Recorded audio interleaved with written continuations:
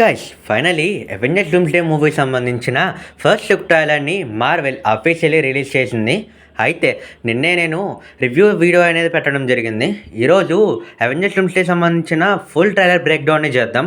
Almost last 1 month నుంచి కూడా Avengers Doomsday movie యొక్క ట్రైలర్ ఎప్పుడు వస్తుంది అంటూ ఫ్యాన్స్ కల్లారా వెయిట్ చేశారు. బట్ సడన్లీ నిన్న మార్వెల్ ఈవినింగ్ అయితే ఫుల్ ట్రైలర్ని రిలీజ్ చేసింది. అయితే ఈ ట్రైలర్లో సేవియర్ యొక్క లుక్ కానీ ఆర్ లెక్క ఎక్స్మెన్ యొక్క మెంబర్స్, అవెంజర్స్ న్యూ లుక్స్, అలానే ఫెంటాస్టిక్ ఫోర్ టీమప్స్ అన్నిటినీ కూడా క్లియర్ విషయంగా చూపించారు. అలానే Thor versus doctor Doom shot ఈరోజు కంప్లీట్లీ బ్రేక్ డౌన్ చేద్దాం. అలానే మన ఛానల్ ఇదే ఫస్ట్ టైం చేస్తుంటే లైక్ చేయండి, సబ్స్క్రైబ్ చేసుకొని ఇప్పుడు నా బెల్ కూడా ఆన్లో పెట్టుకోండి. ఇక ఏమాత్రం చేయకుండా వీడియోని స్టార్ట్ చేసేద్దాం. ట్రైలర్ స్టార్ట్ అవడంతోనే saviour for the gifted youngsters అనే బోర్డుని చూపిస్తారు. అయితే మీకు గుర్తుంటే అవెంజర్స్ డూమ్స్డే సంబంధించిన థర్డ్ రీజన్లో కూడా ఇదే బోర్డుని చూపిస్తారు. అయితే ఈ బోర్డ్కి ఉన్న మ్యాన్షన్లో ఏమేమి జరుగుతున్నాయో వాటిని కూడా చూపిస్తారు క్లియర్లీ. సేవియర్ ఒక మండుతున్న కిటికీ వైపు బయటకు చూస్తూ ఉంటాడు. బయట ఇకర్సన్ అనేది స్టార్ట్ అవుతుంది. సింప్లీ చెప్పాలి అంటే ఈ ఇకర్సన్ అనేది ఒక యూనివర్స్ ఇంకొక యూనివర్స్తో కొలైడ్ అయ్యే ప్రాసెస్నే ఇకర్సన్ అని అంటారు. ఈ ఇకర్సన్ జరిగే సిచ్యువేషన్స్లో చాలా వరకు 2 యూనివర్స్ కూడా డిస్ట్రాయ్ అయ్యే ఛాన్సెస్ అనేవి ఉంటాయి. లేక ఒక యూనివర్స్ కాపాడుకోవాలంటే ఆ ఎత్తు మీద ఉన్న హీరోస్ వేరే ఎత్తు వెళ్ళి ఆ యొక్క ఎత్తుని డిస్ట్రాయ్ చేయాల్సి ఉంటుంది. Okay, back to the topic. Background వాయిస్లో ఏదో ప్రళయం రాబోతుంది, దాన్ని ఆపడం మనకి సాధ్యం కాకపోవచ్చు అంటూ డాక్టర్ డూమ్ యొక్క ఫస్ట్ లుక్ని చూపిస్తారు. బట్ డాక్టర్ డూమ్ తన యొక్క ఫేస్ మాస్క్ని పెట్టుకొని ఉంటాడు. వచ్చిన అప్డేట్స్ ప్రకారం కూడా డాక్టర్ డూమ్ ఈ మూవీ ఫుల్ అంతా కూడా తన యొక్క మాస్క్ని వేసుకొని అలానే సూట్తోనే ఉంటాడు అంట.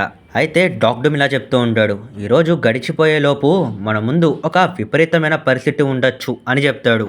బట్ ఇంట్రెస్టింగ్ డీటెయిల్ ఏంటి అంటే మీరు క్లియర్లీ బ్యాక్గ్రౌండ్లో చూస్తే డాక్టర్ డూమ్ ఎక్స్ మ్యాన్షన్ దగ్గర ఉన్నట్టు క్లియర్లీ తెలుస్తుంది. అంటే మోస్ట్ ప్రాబ్లీ డాక్టర్ డూమ్ ఈ డైలాగ్స్ని కూడా ఎక్స్మెన్ మెంబర్స్ అలానే తను అటాక్ చేస్తున్న సివిలియన్స్ మీద చెప్తూ ఉండే ఛాన్సెస్ ఉన్నాయి. ఇంకా అలా చెప్తూ ఆ షాట్ని అయితే కట్ చేస్తారు. తర్వాత మార్వెల్ ఇంట్రో వచ్చిన తర్వాత న్యూయార్క్ సిటీలో ఉన్న ది న్యూ అవెంజర్స్ సంబంధించిన టవర్ని చూపిస్తారు. ఇంతవరకు ఆ యొక్క రెడ్ సింబల్ అనేది బ్లూ కలర్లో ఉండేది. కానీ థండర్ బోల్ట్స్ అఫీషియల్గా ది న్యూ అవెంజర్స్ అనే ట్యాగ్ లైన్ గవర్నమెంట్ ఇవ్వడం వల్ల వాళ్ళు కలర్స్ అనేవి అలానే వాళ్ళ యొక్క కాస్ట్యూమ్ మీద కూడా ఇదే సింబల్ని అబ్జర్వ్ చేయొచ్చు. ఆ నెక్స్ట్ షాట్లోనే మనం ఫెంటాస్టిక్ ఫోర్తో పాటు థోర్ వాళ్ళ యొక్క స్పేస్ షిప్ నుంచి బయట దిగుతున్నట్టుగా క్లియర్లీ అబ్జర్వ్ చేయొచ్చు. మీకు గుర్తుంటే థండర్ బోల్ట్స్ యొక్క పోస్ట్ క్రెడిట్ సీన్లో కూడా officially thunder bolts new Avengers అయిన తర్వాత ఒక సిగ్నల్ స్ట్రేంజ్ అనేది కనిపించడం జరుగుతుంది వాళ్ళ యొక్క టీవీలో. వీళ్ళు ఎవరు అనుకునే సిచ్యువేషన్లో సడన్గా ఫెంటాస్టిక్ ఫోర్ యొక్క స్పేస్ షిప్ అనేది క్లియర్లీ చూపిస్తారు. అయితే తర్వాత షాట్లో మనం క్లియర్లీ అబ్జర్వ్ చేయొచ్చు ఫెంటాస్టిక్ ఫోర్ థోర్తో పాటు న్యూ అవెంజర్స్ అలానే శామ్ విల్సన్, యాంట్ మ్యాన్ మిగతా క్యారెక్టర్స్ని చూపించడం జరుగుతుంది. థోర్ క్లియర్లీ చెప్పే విషయాలని అక్కడ ఉన్న వాళ్ళు ప్రతి ఒక్కళ్ళు కూడా చాలా డీటెయిల్లీ వింటారు.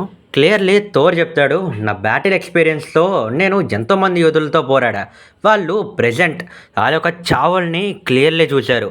ఇలాంటి ఒక థ్రెట్ని ఎదుర్కోవాలి అంటే మీ ఎక్స్పీరియన్స్ అస్సలు సరిపోదు అని క్లియర్లీ చెప్పేస్తాడు. ఫెంటాస్టిక్ ఫోర్ బ్యాక్గ్రౌండ్ మీద మీరు క్లియర్లీ అబ్జర్వ్ చేస్తే టీవీ మీద 3 ఎత్స్ అనేవి కనబడతాయి.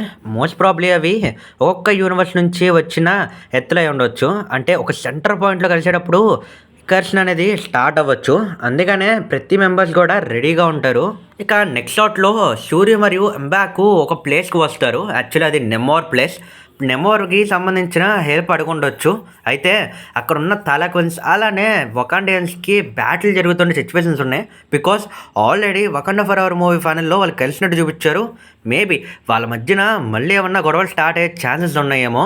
ఇక్కడ చూస్తే నెమోర్ వాళ్ళు యాక్చువల్లీ భూమి మీద ఉన్నారేమో. అంటే ఈ 3 ఎర్త్స్ మధ్యన జరిగే ఈ యొక్క కాన్సిక్వెన్సెస్ వల్ల వాటర్ అనేది డిసప్పియర్ ఉండవచ్చు ఆర్ లెక్క స్లోలీ డీహైడ్రేట్ ఉండొచ్చు. మీరు ఎలా ఎందుకు అంటున్నాను అంటే యాక్చువల్లీ తాలకొన్స్ వాళ్ళ మొహం మీద మాస్క్ పెట్టుకుంటారు. బేసికలీ వాళ్ళు ఎత్తు మీద ఉంటేనే ఇలా మాస్క్ని పెట్టుకుంటారు. కానీ నేమర్ మాత్రం ఒక హైబ్రిడ్ కాబట్టి తను భూమి మీద వాటర్ మీద కూడా ఈజీలీ స్మెల్ చేయగలుగుతాడు అండ్ బ్రీత్ చేయగలుగుతాడు. అయితే ఆ ప్లేస్లో మనం షూరి, ఎంబాకు అలానే కొంతమంది వకానియన్స్తో పాటు థింగ్ మెంబర్ని కూడా చూడొచ్చు. అందుకనే మనం ప్రీవియస్ యొక్క అవెంజర్స్ ఒక టీమప్లో మనం థింగ్ని చూడట్లేదు. ఇక నెక్స్ట్ షాట్ బాగా హైప్ షాట్ మాత్రం షాంగ్-చి వర్సెస్ గ్యాంబెట్. అసలు ఎన్ని రూమర్స్ వచ్చాయా బాబు. మోస్ట్లీ వీళ్ళిద్దరి మధ్యన ఫైట్ మాత్రం లెజెండరీ ఉంటుంది అండ్ చాలా బాగుంటుందని చూపించారు. ఎగ్జాక్ట్లీ ట్రైలర్లో కూడా చాలా బాగా చూపించారు. సీజే ఇక్కడ మోస్ట్లీ గ్యాంబెట్ కన్నా షాంగ్-చి స్పైసీ యొక్క కాస్ట్యూమ్ అలానే తన యొక్క పవర్స్ అండ్ ఫస్ట్ లుక్ చూడడానికి చాలా బాగున్నాయి. చూడాలి వీళ్ళిద్దరు ఫైట్ డూమ్స్డే మూవీలో ఎలా ఉంటుందో. ఇక నెక్స్ట్ షాట్లో థోర్ ఎక్కడ నుంచో సడన్గా వచ్చి పడతాడు అండ్ చుట్టూ లైట్నింగ్ పవర్స్ కనబడితే మోస్ట్ ప్రాబబ్లీ బ్యాక్గ్రౌండ్ క్లియర్ని అబ్జర్వ్ చేస్తే చనిపోయిన సెంటినల్స్ యొక్క బాడీస్ అనేవి ఉంటే ఖచ్చితంగా తిను ఎక్స్పెండ్ యొక్క ఎత్ మీద పడి ఉండొచ్చు. అయితే దూరంలో ఉన్న డాక్ డూమ్ మీదకి థోర్ తన యొక్క థండర్ స్ట్రోమ్స్తో ఎదురు రాగానే జస్ట్ స్ట్రోమ్ బ్రేకర్ని పట్టుకుంటాడో లేదో 2 ఫింగర్స్తో ఆపేస్తాడు. అండ్ లిటరల్ ఇక్కడే చెప్పొచ్చు డాక్ డూమ్ ఎంత ఫియర్లెస్ అని. ముఖ్యంగా థోర్ అంత స్ట్రాంగ్గా పైకి వస్తున్నా సరే ఒక్క ఇంచు కూడా కాలు వెనక్కి వేయకుండా ఈజీలీ ఆపేస్తాడు. ఈవెన్ థోర్ కూడా ఒక్క సెకండ్ ఆగుతాడు అసలు ఏం జరుగుతుందో ఇక్కడ అని.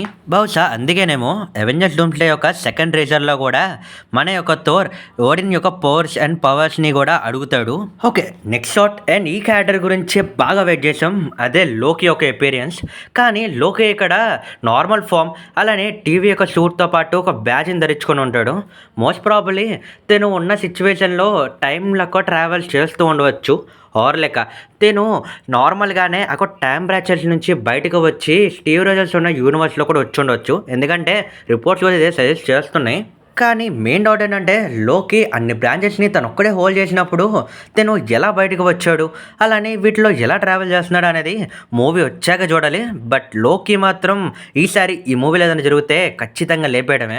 ఓకే నెక్స్ట్ షాట్స్లో థోర్ బ్యాక్గ్రౌండ్లో చెప్తూ ఉంటాడు మనం ఇప్పుడు ఖచ్చితంగా కలిసి పోరాడాలి. మీ యొక్క కష్టాలు బాధలు అలానే పాత ప్రాబ్లమ్స్ని పక్కన పెట్టి ఇప్పుడు కనుక ఫైట్ చేయకపోతే మనం ఖచ్చితంగా పోతామంటాడు. ఇదంతా థోర్ చెప్పిన తర్వాత అందరు మెంబర్స్ కూడా ఒక అండర్స్టాండింగ్ మీదకి వచ్చి ఫస్ట్లీ ఎక్స్మెన్ యొక్క యూనివర్స్ మీదకి వెళ్ళి అక్కడ మంచిగా మాట్లాడి దీన్ని సాల్వ్ చేసుకుందాం అనుకుంటారు. అయితే ఒక పక్కేమో డాక్టర్ డూమ్ ఎక్స్మెన్ యొక్క యూనివర్స్ మీదకు వచ్చి అక్కడ సెంటినల్స్ని యూజ్ చేసి తన పవర్స్తో మెంబర్స్ అందరిని కూడా చంపేద్దాం అన్న సిచ్యువేషన్లో వెళ్తున్నప్పుడే కరెక్ట్గా మన యొక్క X-16 యూనివర్స్లో ఉన్న హీరోస్ సడన్గా ఎక్స్మెన్ యొక్క మ్యాన్షన్ దగ్గరికి వస్తారు.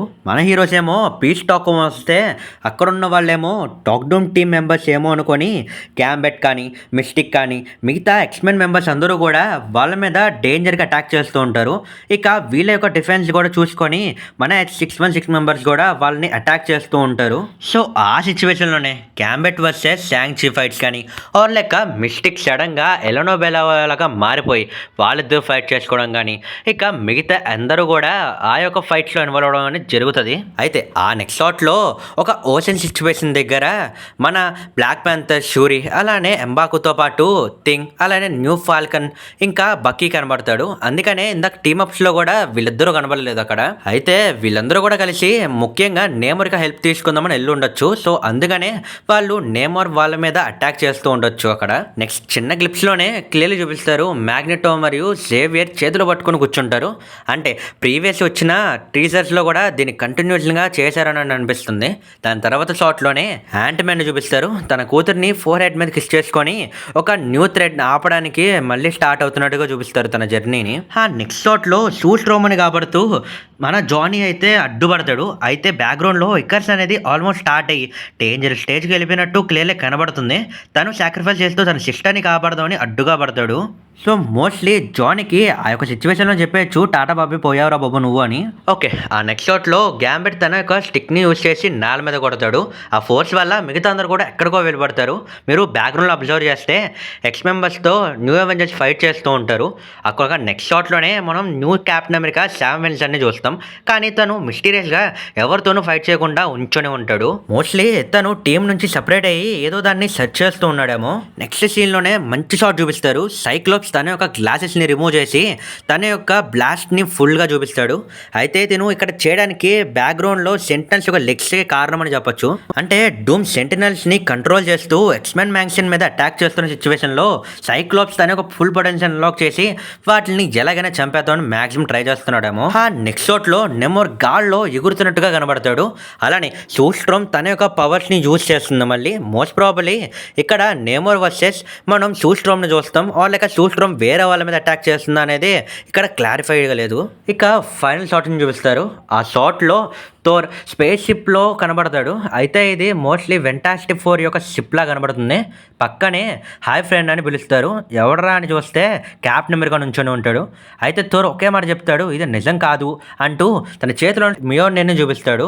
వెంటనే క్యాప్టెన్ అమెరికా కూడా దాన్ని పిలవంగానే తన చేతిలోకి వెళ్ళిపోతుంది. అప్పుడు నమ్ముతాడు థోర్ తను నిజమైన క్యాప్టెన్ అమెరికా అని. ఇక ఫైనల్ షాట్లో కూడా క్యాప్టెన్ అమెరికా యొక్క మియోర్ని చూసి స్మైల్ ఇచ్చిన తర్వాత అవెంజర్స్ డూమ్స్డే సంబంధించిన ఫోటోని చూపిస్తారు అండ్ దాంతో ఎంజాయ్ చేస్తారు ట్రైలర్ని. సో గైస్, ఇది వాళ్ళ trailer break down. I hope మీకు నచ్చిందని అనుకుంటున్నా. నచ్చితే లైక్ చేయండి, సబ్స్క్రైబ్ చేసుకుని పక్కన బెల్ డౌన్లో పెట్టుకుని అలానే మీ ఒపీనియన్స్ ఏంటో కామెంట్ సెక్షన్లో చెప్పండి.